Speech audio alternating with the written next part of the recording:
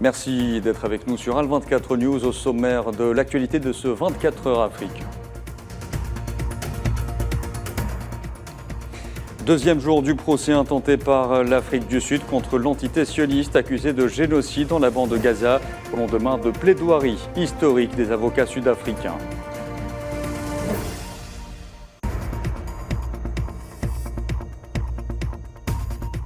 L'Afrique n'échappera sans doute pas aux conséquences du conflit qui se précise en mer Rouge, notamment après l'intervention militaire américano-britannique.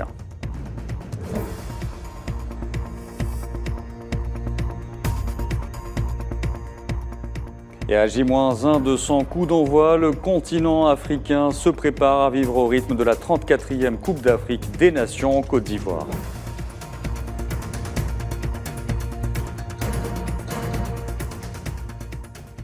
Bonsoir à tous et avant de développer ces titres, nous avons appris cet après-midi que les terroristes Shebab ont brûlé l'hélicoptère de l'ONU qu'ils avaient capturé dans la partie centrale de la Somalie. Selon les premières informations, 9 personnes se trouvaient à bord, au moins 6 ont été prises en otage, 2 ont réussi à s'enfuir et 1 a été tuée.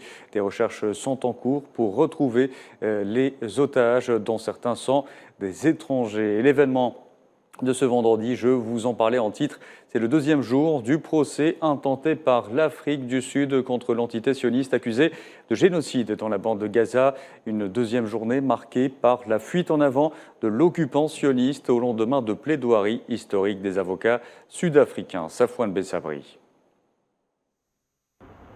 Deuxième jour d'audience à La Haye, suite à une première journée consacrée à la plaidoirie sud-africaine, c'est désormais à l'entité sioniste de se défendre des accusations.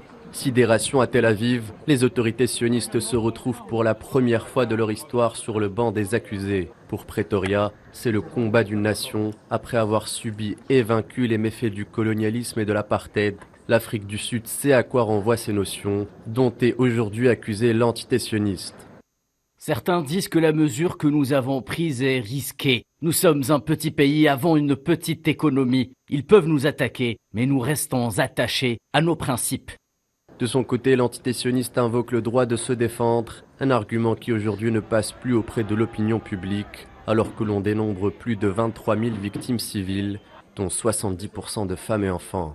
En cas de condamnation de l'entité sioniste par la Cour internationale de justice pour génocide, l'Afrique du Sud pourrait alors porter l'affaire au Conseil de sécurité de l'ONU, où les États-Unis pourraient alors utiliser leur droit de veto.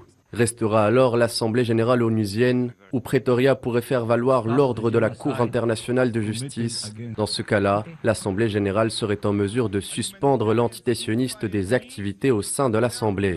Le manifester en levant la main. Cela fut le cas en 1974. L'Algérie avait alors permis la suspension de l'Afrique du Sud du temps de l'apartheid suite à un vote de l'Assemblée générale. Ironie du sort, l'entité sioniste avait à l'époque voté contre l'exclusion de l'Afrique du Sud. En 2024, la Cour de justice internationale a rendez-vous avec l'histoire dans un procès qui pourrait marquer une nouvelle ère dans les relations internationales. Et dans ce contexte, l'ONG Human Rights Watch a salué cette démarche entreprise par l'Afrique du Sud, appelant la communauté internationale à veiller à ce que l'entité sioniste se conforme à toute décision judiciaire. L'Afrique du Sud demande essentiellement à la Cour de déterminer si les opérations militaires israéliennes à Gaza ont abouti à des violations de la Convention sur le génocide de 1948 et si elles n'ont pas réussi à empêcher le génocide. Et la situation sur le terrain est si grave qu'elle mérite un examen minutieux de la part de la Cour. Et Human Rights Watch se félicite de cette affaire. Nous soutenons cela et nous pensons que d'autres pays, y compris les États-Unis, devraient soutenir et garantir qu'Israël se conforme aux décisions de la Cour. Allez, parlons de coopération parlementaire algéro-iranienne. Le président de l'Assemblée populaire nationale, Brahim Bourali, s'est entretenu hier à Téhéran avec son homologue iranien, Mohamed Bagher Ghalibaf. Lors de cette rencontre, tenue en marge de la réunion d'urgence du Comité de la Palestine de l'Union parlementaire des États membres de l'Organisation de la coopération islamique. Les deux parties ont évoqué l'état des relations privilégiées qui lient les deux pays. Par ailleurs, Bourali a rappelé que l'entité sioniste commettait les crimes les plus odieux à l'encontre du peuple palestinien, exhortant les pays musulmans à faire face à cette entité.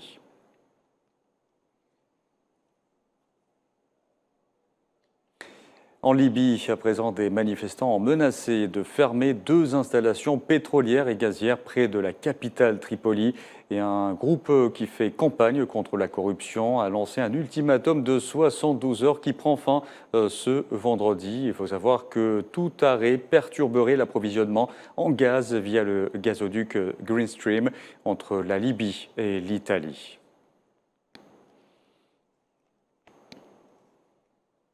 Je vous le disais en titre, au Soudan, au moins 33 civils ont été tués hier à Khartoum, dont 23 dans des bombardements de l'armée de l'air sur un quartier du sud-est de la capitale. Selon un comité d'avocats, déclenché le 15 avril, le conflit entre l'armée dirigée par le général Abdel Fattah al-Burhan et les forces de soutien rapide du général Mohamed Hamdan Daglo a fait plus de 12 000 morts et déplacé plus de 7 millions de personnes.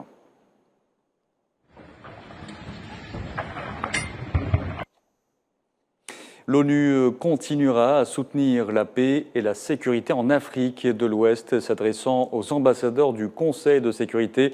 Leonardo Santos Simão, le représentant spécial du secrétaire général de l'ONU pour l'Afrique de l'Ouest et le Sahel, a souligné que si certains pays avaient enregistré des progrès significatifs en matière de consolidation de la démocratie, d'autres, en revanche, ont subi des prises de pouvoir militaires, ce qui pose des menaces plus larges à la stabilité régionale. All the while, the closure of MINUSMA, the departure of the foreign forces, and the uncertainty about it.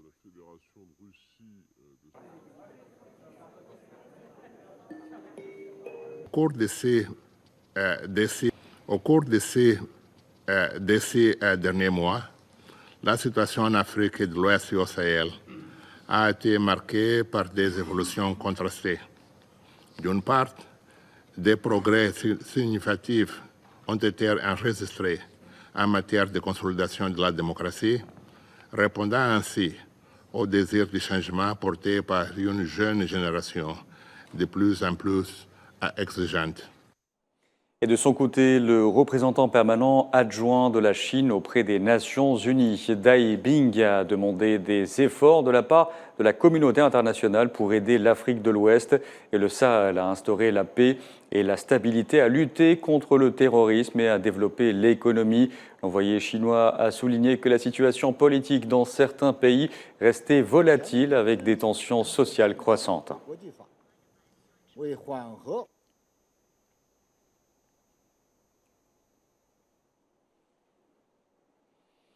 Et je vous en parlais en titre, l'Afrique subira sans nul doute les conséquences du conflit qui se précise en mer Rouge.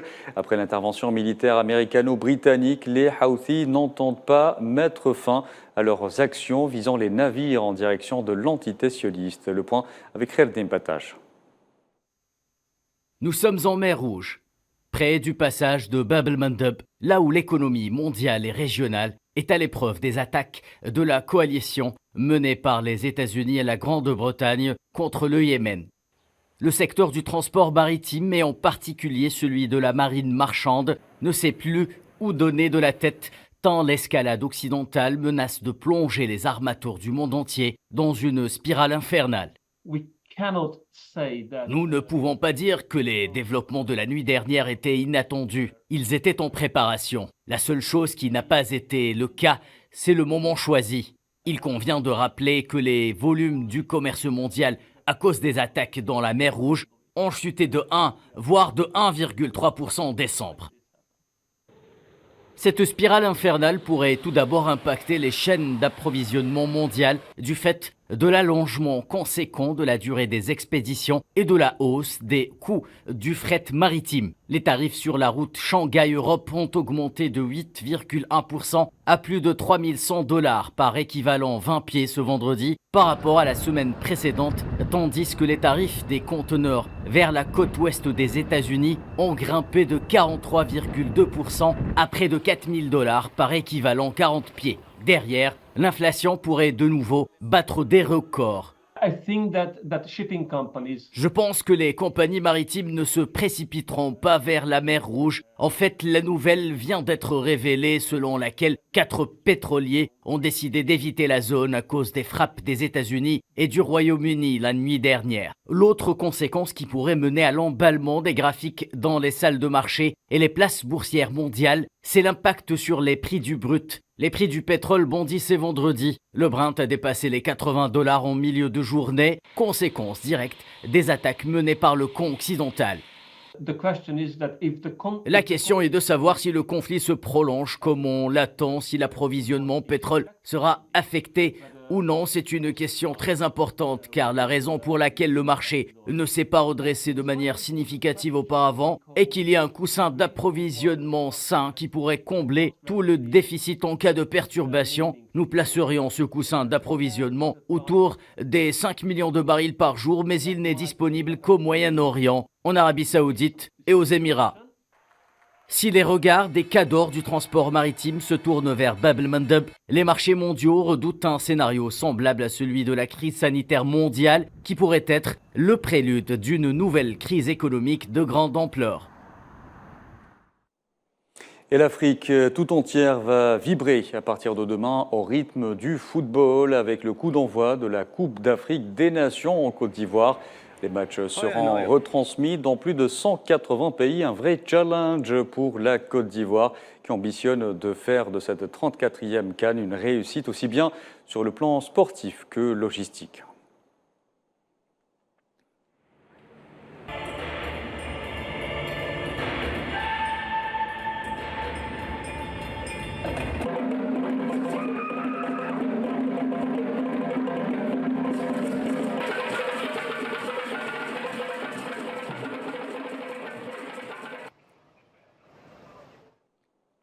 Et il faut savoir que la Côte d'Ivoire, pays hôte, ouvrira le bal dès demain avec un match d'ouverture face à la Guinée-Bissau. Nous en parlons justement avec notre envoyé spécial Salah Faisal à Bouaké, où la sélection algérienne versée dans le groupe D se prépare. Salah Faisal, bonsoir.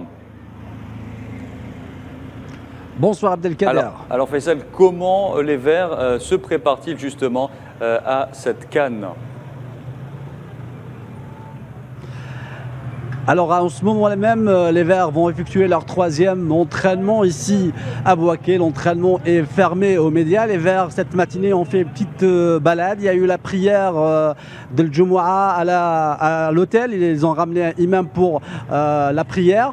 Et les Verts, en ce moment, ils sont sereins. Ils sont concentrés, focus sur leur premier match parce que c'est très important face à l'Angola. Il faut se rappeler qu'en 2022, on a eu un souci avec la Sierra Leone. Et là, aujourd'hui, je pense que les Verts sont focus sur le premier match face à l'Angola.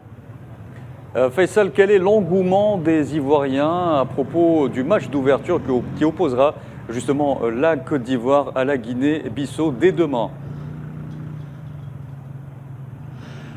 Bah écoute Abdelkader, les Ivoiriens rêvent de la coupe, ils veulent garder la coupe à la maison, c'est ce qu'ils disent.